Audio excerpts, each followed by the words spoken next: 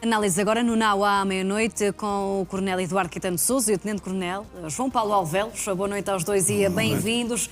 Bom, vimos aqui já partes das declarações de Donald Trump e Zelensky. O que é que marca o frente a frente dos dois líderes? Há para já um ambiente que foi expresso pelos dois, de que o encontro foi positivo. Houve garantias aqui da parte de Zelensky, que veio confortado, nomeadamente com a questão da segurança, quando houver um cessar-fogo. Todos os pontos estão, digamos, acordados, exceto a questão do território. E é esta a parte que vai ser forçada. Está prevista já uma reunião trilateral nos Emirados Árabes, com a Rússia, com os Estados Unidos e com a Ucrânia, e isso aí é que já vai dar, digamos, concretizar e tentar que se alcance essa questão de solução para o último ponto, que é o ponto da questão do território. E Coronel Eduardo Caetano de Sousa, Zelensky, aqui há uns dias, disse que só aceitava o convite se houvesse garantias de segurança. Apesar disso, aceitou o convite e esteve presente hoje em Davos. Fez bem? Boa noite, Bruna. Boa noite, João Paulo Alvelos, e boa noite aos nossos telespectadores. Nem sempre que os líderes dizem é o que passa. A pressão internacional e a geopolítica é muito mais relevante que isso, e as grandes potências mandam muito mais do que muitas vezes as ideias e os discursos. Olha, de Zelensky e de outros.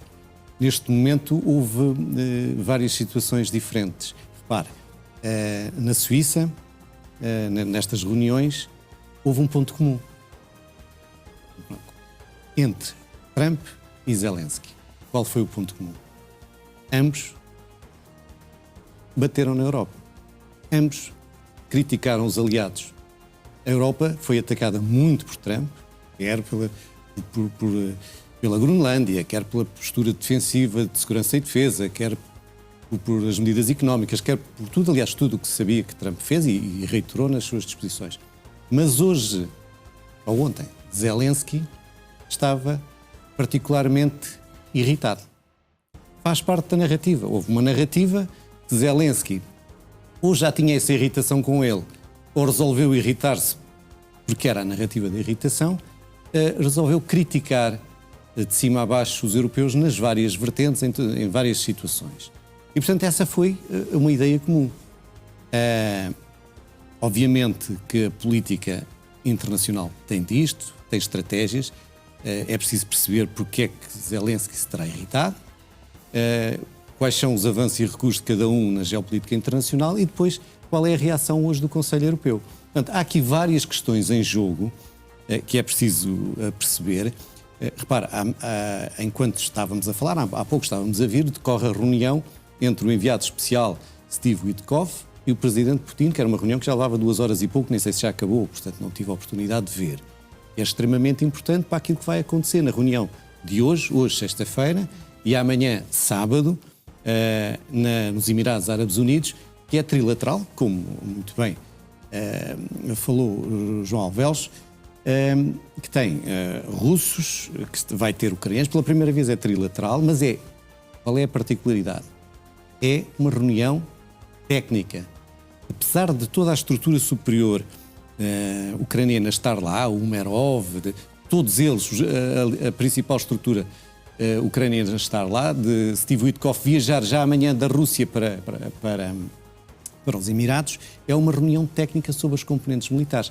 E muito bem o que foi dito, e eu acompanho, neste momento faltam 10%, já faltava há muito tempo para discutir o acordo, só que são 10% equivalem a quase tudo.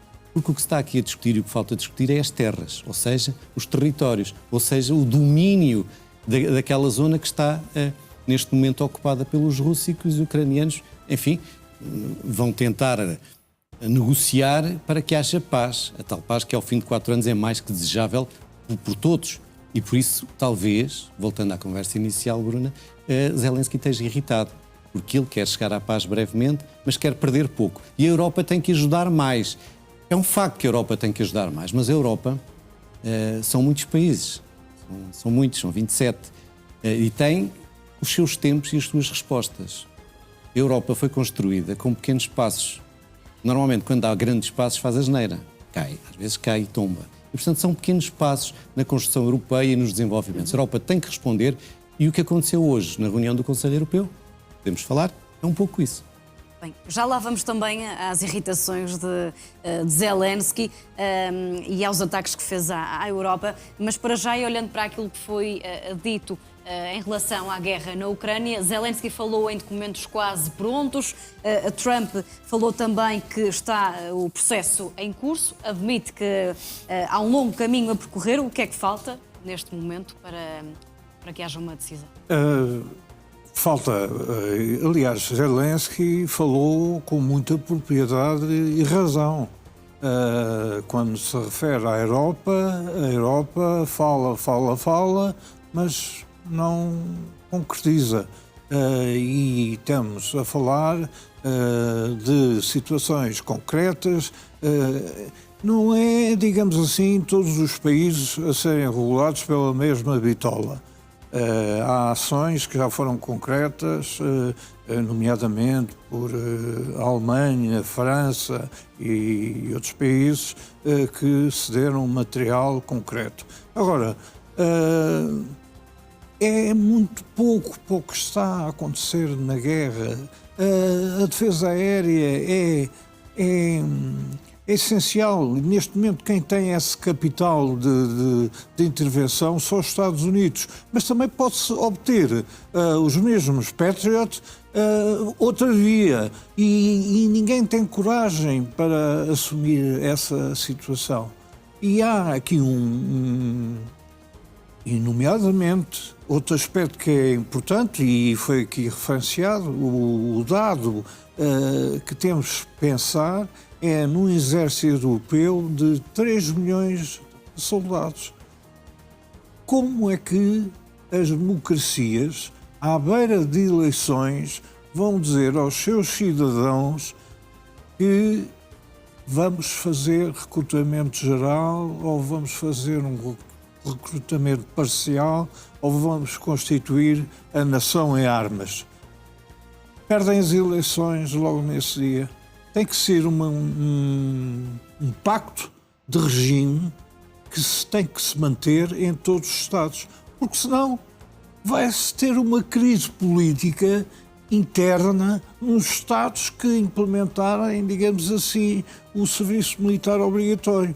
E tem que se pensar no serviço militar obrigatório não na dimensão de 93 para aí, mas outra dimensão que é, digamos assim, criar fases de uma espécie de Suíça em módulos de militarização por fases, até que por módulos se consiga ter o cidadão em armas e que dê alguma credibilidade de defesa a quem nos potenciar a atacar. Muito bem. Coronel Eduardo Caetano de Sousa, Zelensky disse que a Europa adora discutir o futuro, mas evita tomar decisões hoje. Está a ser injusto ou tem razão? É as duas coisas.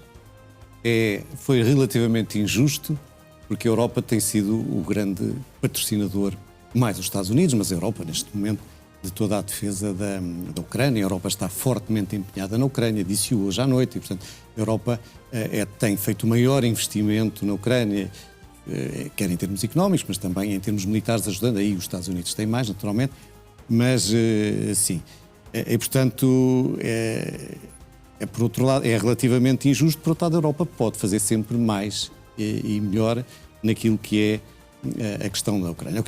A Ucrânia vai muito para além. A Ucrânia é um problema da Ucrânia, que hoje foi resolvido. Quer dizer, há uma primeira parte que é as questões de garantias de segurança dos Estados Unidos. Enfim, isso foi resolvido, mas as questões territoriais são mais difíceis. Por outro lado, hoje no Conselho Europeu, a União Europeia disse: nós estamos fortemente empenhados na defesa da Ucrânia, estamos fortemente empenhados em reconstruir aquilo que queremos para um país a caminho da integração na União Europeia, que seja um país com futuro, autónomo, com capacidades de ser um país desenvolvido e que faça parte desta grande comunidade que é a União Europeia. E, portanto, transformar a Ucrânia num país em guerra, num país próspero e com futuro, e que tenha a sua autonomia e estratégia, autonomia estratégica também, e a sua capacidade em relação ao agressor, que neste caso é a Rússia. E é preciso chegar a esse entendimento. Agora, a Europa não se pode pedir à Europa, nem faça como Trump fez na Venezuela, que vai raptar o líder, porque a Europa provavelmente nem tem essa intenção, nem tem essa capacidade. Vai raptar o presidente, como foi, da Venezuela. A Europa não pode ter isso, ou a Europa não vai constituir exércitos só porque alguém diz que vai constituir exércitos com X milhões de pessoas, que isso não é o caso. É preciso que, além desses exércitos, existe a NATO como estrutura. E, portanto, as relações internacionais, por vezes, são feridas por estas afirmações, percebe-se, porque um país que está em guerra, quem está em guerra, como muito bem foi dito, sofre esses ataques, esses vetores permanentes de sufoco de uma guerra terrível, e as reações muitas vezes são, não digo que são extemporâneas, mas visam visam também fazer com que os outros tenham uma outra postura. E neste momento a União Europeia poderia sim, e voltando só à questão inicial e para terminar, fazer melhor, enfim. Há países que fazem um pouco, eu também reconheço isso, há países que fazem muito menos do que aquilo que poderiam fazer. E há países que fazem mais do que aquilo que até conseguem fazer. Até depende da proximidade ao teatro de guerra. Mas não vale a pena estar aqui a fazer. Há muitas sensibilidades na Europa, há países que estão mais preocupados se, por exemplo, a frente for nos Estados Unidos. Nós temos países da Europa que ficam logo com cabeça levantada para contrariar os Estados Unidos, porque tem na sua índole, naquilo que é a sua raiz já estrutural, esse sentimento mais contrário aos Estados Unidos. E há outros que são mais favoráveis aos Estados Unidos na Europa. Se ouvirem falar mal dos Estados Unidos, reagem.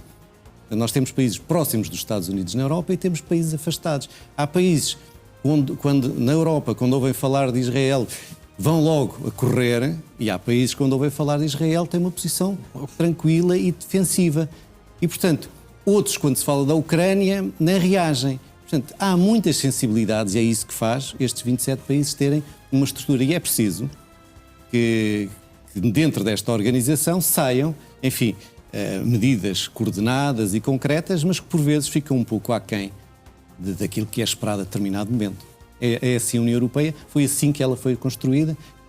De querer que a União Europeia tenha um outro caminho que não aquele como foi construído, pode às vezes não dar bons resultados. E, Tenente-Coronel João Paulo Alvelos, o Conselho Europeu terá de reunir mais vezes e tomar mais decisões do que o habitual? O Conselho Europeu vai agora pensar na sua estratégia, aliás, como foi aqui referido pelo Sr. Coronel, vai pensar como vai ser a evolução estratégica da Europa. Vai, digamos, concentrar-se no foco das relações transatlânticas com os Estados Unidos e incluir, digamos assim, o problema da Groenlândia, que ainda não está fechado. O pacote das tarifas com os Estados Unidos ainda não ficou, digamos assim, face às declarações do Presidente dos Estados Unidos. O Conselho não aprovou, digamos assim, a conclusão das tarifas. Portanto, o assunto ainda está em agenda, vai ser, digamos, deliberado daqui a uns tempos, de acordo com a reação e a manutenção, a previsibilidade de Donald Trump, se mantém ou não em relação à questão da Groenlândia. Mas deixe-me só dizer aqui uma coisa. Tomei há poucos dias conhecimento que o melhor aluno de uma universidade do Reino Unido concebeu, português, concebeu um projeto de um drone que teve um prémio de tecnologia e ele, contente, veio para Portugal. Em Portugal não conseguiu nem arranjar lugar numa universidade, nem arranjar lugar numa empresa que precisasse de drones. O que é que aconteceu a esse rapaz? Foi trabalhar para a Austrália. E lá na Austrália, assim que aterrou, foi apresentar os seus currículos a uma série de empresas, a um centro empresarial. Automaticamente recebeu 6 propostas, automaticamente está a trabalhar numas empresas e a dar aulas, uma equipa que é interdisciplinar. E isto aqui não está a acontecer. E é o segredo também do desenvolvimento tecnológico. Não existe nesta... Nós temos o programa SAFE, que foi apresentado pela União Europeia, que tem em vista 80 mil milhões de euros para o investimento em material de defesa e pouco ou nada se faz. É esse desespero que alcança-nos às vezes, muitos de nós, não vermos a nossa tecnologia de defesa, que é boa. Há muito expertise na nossa área e não temos essa oportunidade de desenvolver. É preciso também abrirmos os olhos nesse sentido. Tenente Coronel João Paulo Alvelos, Coronel Eduardo Caetano de Sousa, obrigado aos dois pela análise.